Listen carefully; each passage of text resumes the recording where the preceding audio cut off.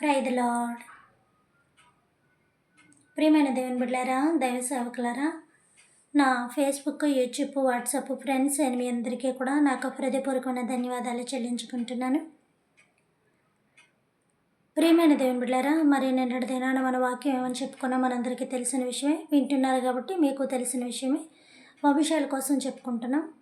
ఆ యొక్క వంశం కోసం నేను మాట్లాడుకునే క్షణాన నేను అవన్నీ ఎందుకు చెప్పాను అని అంటే గనక, అంటే పాత నిబంధనని, కొత్త నిబంధనని, పాత నిబంధనలు అవన్నీ వర్ణిస్తున్నారు, ఇవన్నీ చేస్తున్నారు ఇలాగా అని నేను ఎందుకు చెప్పాను అంటే, ఒక చేప కోసం కూడా చెప్పడం జరిగింది. ఎందుకు చెప్పానంటే, మనం అందరూ కూడా మందిరాలకు వెళ్తూ ఉంటాం.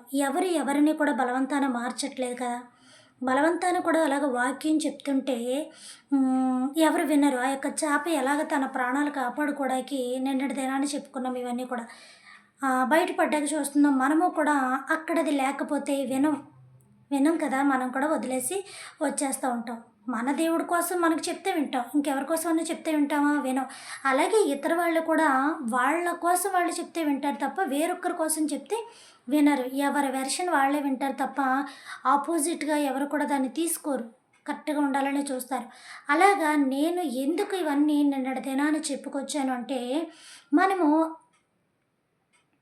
వినడానికి, మాట్లాడుకోవడానికి, చెప్పుకోవడానికి, వర్ణించుకోవడానికి అన్నిటికి పనికొచ్చిన పాత నిబంధన అనేది ఆచరణలోకి వచ్చేటప్పటికి ఎందుకు మనకి అది లేదు, ఏదో పాత నిబంధనలు ఆ నిబంధన ఎందుకు అంటున్నారు అని నేను అంటున్నాను. ఇక్కడ గోత్రాల కోసం ఇంత శ్రేష్టంగా ఇవ్వబడినప్పుడు ఆ శ్రేష్టత మనం ఎందుకు చూడలేకపోతున్నాం, అన్నీ ఎందుకు కామన్గా మనం తీసుకుంటున్నాం అని అంటున్నాను. అంటే మనకు నచ్చినవి తీసుకొని నచ్చలేని వదిలేయడానిక, నచ్చలేని వదిలేయాలి అని అనుకున్నప్పుడు ఇవి కూడా బైబిల్లో మెన్షన్ చేయకూడదు, పెట్టకూడదు. గోత్రాల కోసం అట్లా కూడా పెట్టకూడదు. నీకు పాత నిబంధనలో ఉన్న ఆదాము నచ్చాడు, అబ్రహాము నచ్చాడు, ఇసాకు నచ్చాడు, యాకోబు నచ్చాడు, యెహోషువ నచ్చాడు, యోబు నచ్చాడు, వీళ్ళందరూ నచ్చినప్పుడు యేసేపు నచ్చారు. ఇంతమంది మలాకి దాకా నచ్చిన వ్యక్తులు, నువ్వు కావాలనుకున్నప్పుడు చెప్పాలనుకున్న వ్యక్తులు, నువ్వు చెప్పినప్పుడు అందులోకి వెళ్ళి ఆ పుస్తకాలు తీసిన వ్యక్తులు ఈ ఆచరణలోకి ఇక్కడికి వచ్చేటప్పటికే అవన్నీ పాత నిబంధనలు జరిగినవి. ఇప్పుడు వాటితో మనకు పని లేదు, ఇప్పుడు వాటితో మనకి అవసరం లేదు, ఇప్పుడు కాలం మారిపోయింది, ఇది మారిపోయింది, అది మారిపోయింది అన్నప్పుడు మారిన కాలంతో ఉండాలి తప్ప కాలానికి మార్పు తెచ్చిన పాత దానితో ఉండకూడదు కదా. నేను అందుకే అంటున్నాను, నీ తాతల ఇంటి పేర్లే వస్తాయి తప్ప నీ తండ్రికైనా నీకైనా తప్ప నీ అంతటా నీకు ఒక తల్లి గర్భం నుంచి వచ్చేసినంత మాత్రాన్ని పేరు వచ్చేది. నీ తల్లి శరీరం నుంచి ఒక ఆకారాన్ని పుట్టించుకొచ్చుకున్నావేమో, అది కూడా దేవుని సృష్టి. దేవుని సృష్టి బట్టి అలాగా బిడ్డల సంతానం కలుగుతుంటారు. అది కూడా పేర్లు పెట్టాలి, ఏం చేయాలని కూడా తల్లిదండ్రులు ఇష్ట ప్రకారాలు ఉంటాయి. అంతే తప్ప మన అంతటి మనకి ఏమి ఉండదు. కాబట్టి మనం ఆచరించడానికి వచ్చేటప్పటికీ ఎప్పుడో తీసేశారు, ఎప్పుడో పాతకాలం రోజులు, ఈ రోజులు ఆ రోజులు, ఆ రోజులు ఈ రోజులు, పాతకాలపు రోజులు అన్నప్పుడు పాతది అనేది ఎత్తకూడదు, కొత్త దాంట్లోనే ఉండాలి, క్రొత్త దాంట్లోనే ఉండాలి. నువ్వు ఫీజు కట్టుకొని స్తోమత ఉంటావు, గొప్ప స్కూల్లో ఏడు, ఫీజు కట్టుకొని స్తోమత లేకపోతే మళ్ళీ తీసి నీకు తగ్గిన చిన్న స్కూల్లో వేసుకోవడం. అంటే మనకి ఎలా కావాలంటే అలా మార్పు చేసుకోవచ్చు. ఇహలోకంలో ఇలాంటివి అయితే మార్పు చేసుకోవచ్చు. దేవుళ్ళో మార్పు చేయొచ్చా? దేవుళ్ళు ఎలాగన్నా మనం మార్చేయచ్చా? మార్చచ్చు. మనకు అనుకూలంగా ఎలాగన్నా మార్చేయచ్చు. మన సిద్ధాంతాలు చూడొచ్చు. మన గృహప్రవేశాలకి సిద్ధాంతాలు, ముహూర్తాలు పెట్టుకోవచ్చు, పెళ్ళిళ్ళకి ముహూర్తాలు పెట్టుకోవచ్చు, పాలు పొంగించడానికి ముహూర్తాలు పెట్టుకోవచ్చు, పిల్లల పుట్టినరోజులకి ముహూర్తాలు పెట్టుకోవచ్చు. ఇలాంటివన్నీ కూడా మనం చేసుకోవచ్చు. ఇంట్లో దిగడానికి ముహూర్తాలు పెట్టుకోవచ్చు. మరి ఇవన్నీ బైబిల్లో నాకు ఎక్కడున్నాయో నాకు కనపడలేదు. ఇప్పుడు నూతన నిబంధనలోనే ఎక్కడున్నా నాకేం కనపడలేదు. ఇంకా ఒక విధంగా చెప్పాలంటే ఆచారం అనేది, పద్ధతి అనేది పాత నిబంధనలు ఉందేమో తప్ప నూతన నిబంధనలోకి వచ్చాక అవన్నీ లేవు. మరి ఇవన్నీ నాకు ఎక్కడా కనపడతలేదు. కొన్ని లక్షలు పెట్టి ఇల్లు కట్టించుకున్న తర్వాత అందులో ఎవరైనా మరణాలు వస్తే అప్పుడు ఏమంటారు? వెంటనే ఖాళీ చేసి పడగొట్టేసి ఇల్లంతా కూల్చేసి వెళ్ళిపోతారా? ఇల్లు అన్నాక మంచి చెడు జరగవా? ఇన్ని లక్షలు పెట్టుకున్నది కూల్చేసుకోవడానికి, కాల్ చేసుకోవడానికినా? అప్పుడు అడ్జస్ట్ అయిపోతారు. ఎందుకంటే అది డబ్బుతో కూడుకుంది, మళ్ళీ నిర్మించుకోలేంది, మన జీవితం అంతా కష్టపడి చేసుకున్నదాన్ని ఎలాగ బద్దలు కొట్టుకోలేం. అప్పుడు అది నచ్చుతుంది. ముహూర్తాలు పెట్టినప్పుడు అనిపించట్లేదా మీకు? కీడు జరుగుతుందేమని ముహూర్తం పెట్టింది ఏ కీడు జరగకుండా ఉండాలనే కదా క్రైస్తవులు. ఉం? హిందువులు మనల్ని అంటున్నారు అని అంటే మనం వేసే పనులు బట్టి చేసే చేష్టలు బట్టి జరిగే క్రియలు బట్టి వాళ్ళు మనల్ని ఆడిపోసేసుకుంటున్నారు.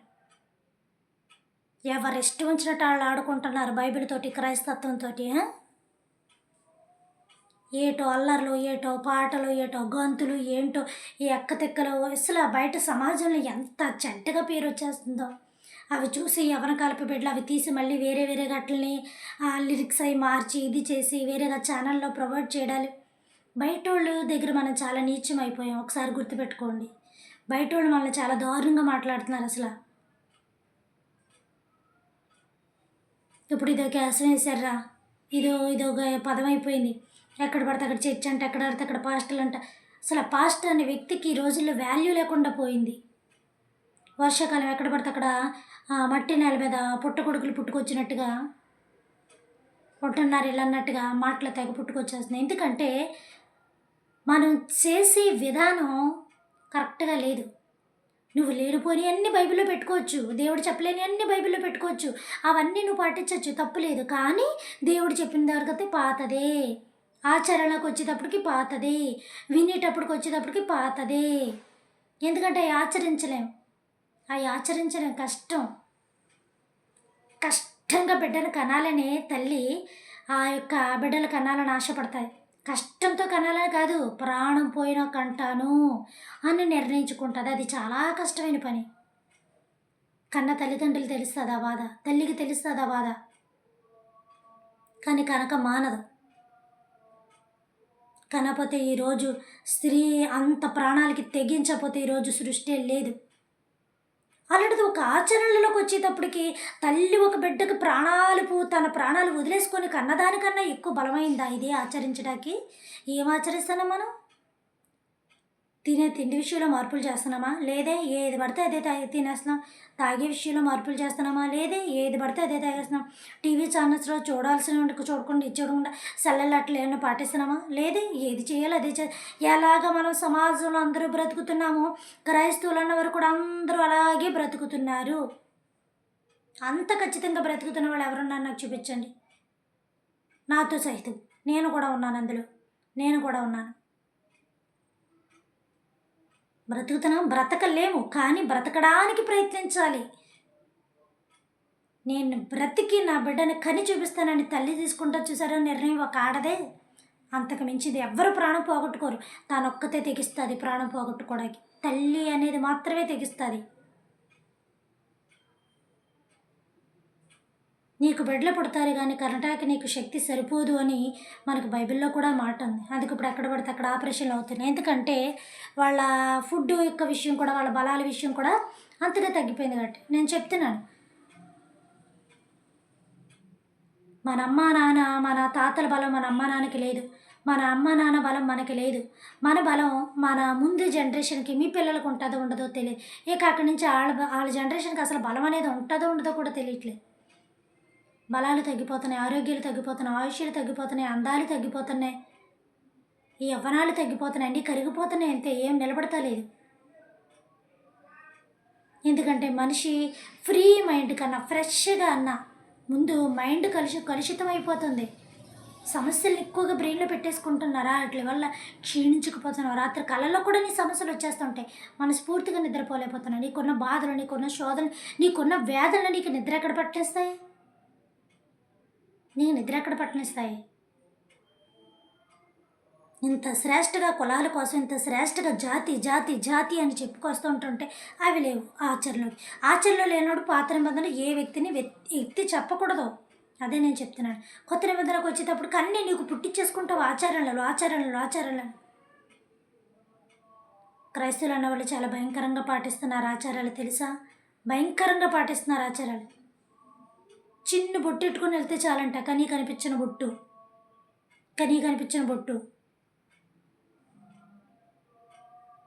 అక్కడ చెప్తారు. ఒట్టు, దేవుడి మీద ఒట్టు. మళ్ళీ ఆయన ఒకటి దొరికాడు తేరగానే. ప్రియమైన దేవుని బిడ్డలారా, ఒక్కసారి ఆలోచిద్దాం. ఏది బైబిల్లో కొట్టి వేయబడలేదు. ఇప్పుడు ఎటో మీరు మాకు అర్థమైపోయింది ఈ మాట బట్టి.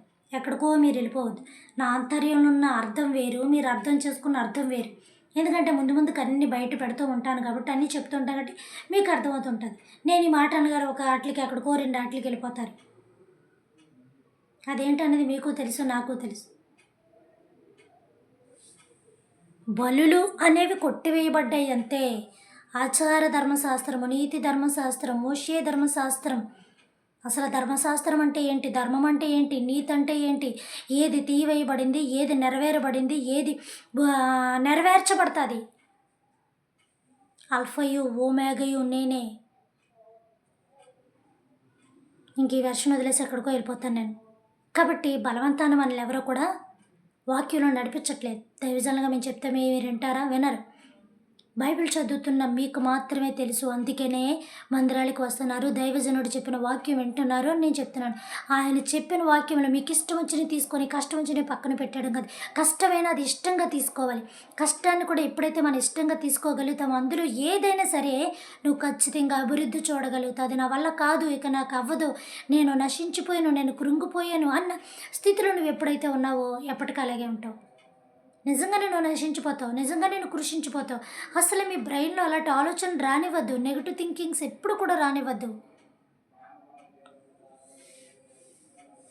₹1,00,000 లేకపోయినా ₹1,00,00,000 ఉన్నాయనుకో, అప్పుడు సంపాదించాలన్న ఆశ నీకు కలుగుతుంది. అంతే తప్ప నేరాలు ఘోరాలు చేస్తే రావు. నేరాలు ఘోరాలు చేస్తే ఎక్కడ ఉండాలి అక్కడే ఉంటావు. కాబట్టి ప్రియమైన దేవుని బిడ్డలారా, శ్రేష్టత చూసారా, ఇన్ని గోత్రాలకి ఒక్కొక్క గోత్రం నుంచి ఎంతమంది పుట్టుకొచ్చారు?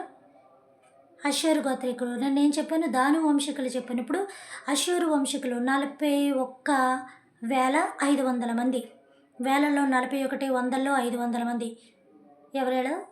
అషేరు గోత్రికులు.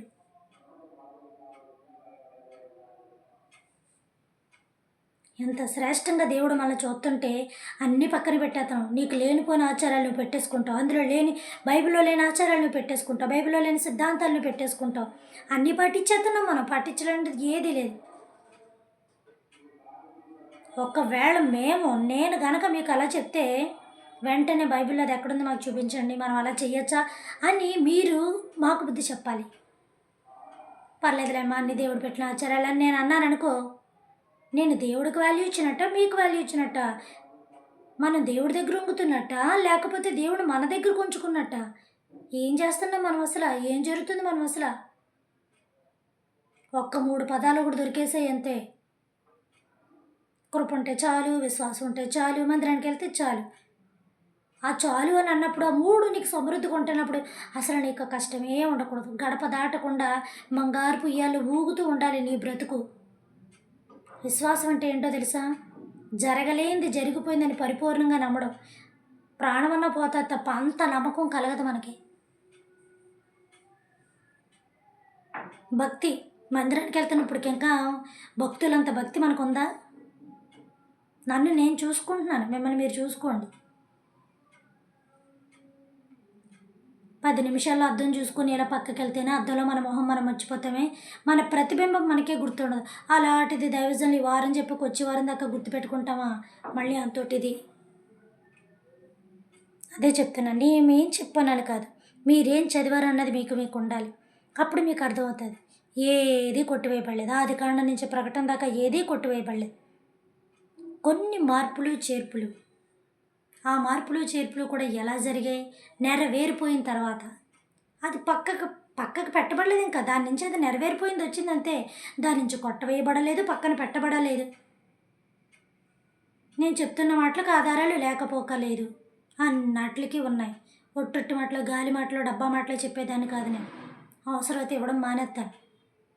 పబ్లిక్లో ఒక మెసేజ్ దేవుని విషయంలో రిలీజ్ చేస్తున్నాం అంటే దాని విషయంలో ఎంత తీవ్రత కలిగి ఉండాలి తెలుసా? ఎంత అనుభవం కలిగి ఉండాలి తెలుసా? ఎన్ని మాటల్లో మనం బైబిల్లో అక్కడ ఎక్కడ ఏది చెప్పాలి అనే దాంట్లో మనం ఎంత డెవలప్ అయి ఉండాలో తెలుసా? అందులో వినేసి, ఇందులో వినేసి, ఆ ఛానల్ వినేసి, ఈ ఛానల్ వినేసి, 4 మాటలు వినేసి చెప్పేసాం అనుకోండి,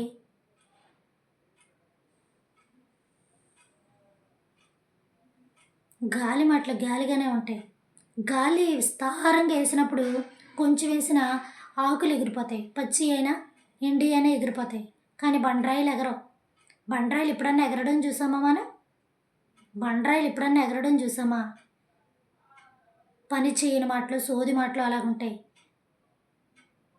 ఆయన మాట బండ వంటిది, నా మాట అగ్ని వంటిది కాదా, బండలు బద్దలు చేసి సుత్తి వంటిది కదా అని సెలవిస్తున్నాడు.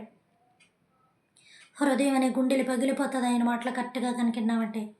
ఎప్పుడు విన్నాట్లకి, ఇప్పుడు నుంచి విన్నాట్లకి ఎంత తేడా దేవుడు మనకు చెప్తూ ఉంటాడు. ఆయనే మనతో మాట్లాడుతూ ఉంటాడు. వాక్యం యొక్క డిఫరెన్స్ ఏంటనేది ఆయన చాలా క్లియర్గా, క్లారిటీగా చూపిస్తూ ఉంటారు. నేను అదే చెప్తున్నా, దేని మీద ఆధారపడదు, వాక్యం మీద ఆధారపడండి. మీ జీవితాన్ని మీరు జీవిస్తూ సాగండి, అంతే తప్ప ఇది చేసేస్తాడు దేవుడు, అది చేసేస్తాడు దేవుడు అని దయచేసి అలాంటివి మీరు పెట్టుకోవద్దని ఒకటికి 10 సార్లు నేను చెప్తున్నాను. అలాంటివి పెట్టుకుంటే అలాంటి వాటి మీదే మనం అలవాటు పడిపోతాం. జీవితం మీద కష్టాలు వచ్చినప్పుడు కష్టపడి బ్రతకాలన్న ఆలోచన తగ్గిపోతుంది.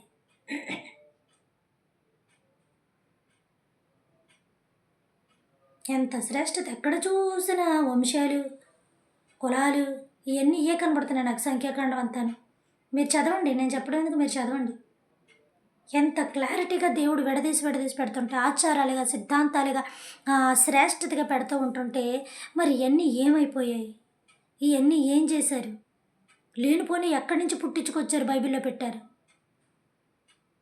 అల్లరితో కూడిన ఆటపాటలు చేయకూడదని దేవుడు చెప్తున్నాడు. ఈయన ఒకడు దొరికాడు మనకి, ఎవరైనా దావీదు ఆత్మవశుడే చేశారండి. మేము కూడా ఆత్మవశులే చేశారు. నిజంగా దేవుడు దావీదుతో మాట్లాడాడు. మీతో మాట్లాడాడా? నాతో ఇప్పుడు మాట్లాడలేదు ఆయన. ఇంకేళ్ళు మాట్లాడదాం రమ్మన్నారా, ఆడి పారిపోతూ ఉంటాడు. అన్నీ అడుగుతానని భయమేమో. ప్రియమైన దేవుని బిడ్డలారా, ఒకసారి ఆలోచించుకోండి. మనం భక్తి చేస్తున్నామా, ఏదో కలిసి వస్తుందని మందిరానికి వెళ్తున్నామా? దేవుడి నుంచి ఏదో ఆశించైతే అది లాభసాటిగా నీవు వెళ్తున్నట్టు. ఆపద మొక్కులు మొక్కద్దు. ఆపద వస్తే మందిరానికి వస్తాను, ఆపద పోతే మందిరానికి వస్తాను, ఇది తగ్గితే మందిరానికి వస్తాను, అది చేస్తే దేవుడిని దేవుడిగా ఆరాధించండి. పోనీ ఒంట్లో పోట్లే పోతాయో, ప్రాణాలే పోతాయో, జీవితాలే పోతాయో, అన్నీ పోతున్నాయి. పుట్టిన కంచి ఇప్పుడు దాకా ఎవరు ఉండలేదు. ఆరోగ్యంగా అనంతరంగా అందరూ వెళ్ళిపోతున్నారు. ఇప్పుడు మనం కూడా అలాగే ఉన్నాం. మన జనరేషన్ కూడా అలాగే ఉంటుంది. కానీ దేవుడు ఎప్పుడు పోయేవాడు కాదు. మన హృదయములనిచ్చు ఉండువాడైన మహాగణుడు. ఆ ఘనమైన వాడిని ఘనంగానే స్తుతించాలి. అతిశయించువాడు దేనిని బట్టి అతిశయింపవలెననగా గుర్రములు బట్టి, రౌతుల బట్టి కాదు, నీతి న్యాయములను జరిగించుచున్న యెహోవాను నేనే అతిశయించండి. తండ్రి బట్టి గర్వించండి. లోకానుసరమైన మాటలు బట్టి, లోకానుసరమైన జీవితం బట్టి వద్దు. చాలా చివరి క్షణాల్లో ఉన్నాం. నీకు బలం ఉంది, డబ్బు ఉంది, ఆరోగ్యం ఉందని వెర్రవేయగద్దు. ఒకరు ఎక్కువగా, ఒకరు తక్కువగా, ఒకరు ఆ రీతిగా, ఒకరు ఈ రీతిగా చూడొద్దు. ఎవరో ఏదో చెప్తున్నారని వాళ్ళ మాటలు తీసుకొని ఉన్నవాళ్ళని తక్కువ చేసి చూడొద్దు. వాళ్ళు ఊరుకోరు, వాళ్ళ పక్షాన ఉన్న దేవుడు అసలు వదిలిపెట్టాడు. ఎలా నలపాలో అలా నలుపుతాడు. మిగతా విషయాలు రేపు మాట్లాడుకుందాం. ప్రియమైన దేవుని బిడ్డలారా, పరలోకమందున్న మా తండ్రి, మీ నామము పరిశుద్ధపరచబడును గాక, మీ రాజ్యం వచ్చును గాక, మీ చిత్తము పరలోకమందును నెరవేరినట్లు భూమి అందరూ నెరవేరును గాక. మనదైన ఆహారం నేడు మాకు దయచేయమయ్యా. మా యొక్క బోనస్తుల అపరాధములను మేము క్షమించిన ప్రకారము మా అపరాధములను మీరును క్షమించండి తండ్రి. మమ్మల్ని శోధన నుంచి అక్కడిని తప్పించమనైనా రాజ్యము, శక్తి, మహిమ నిరంతరం మీరైనారు తండ్రి. ఆమేన్. దేవుడు మన దేవుని ఆశీర్వదించను గాక. Good night.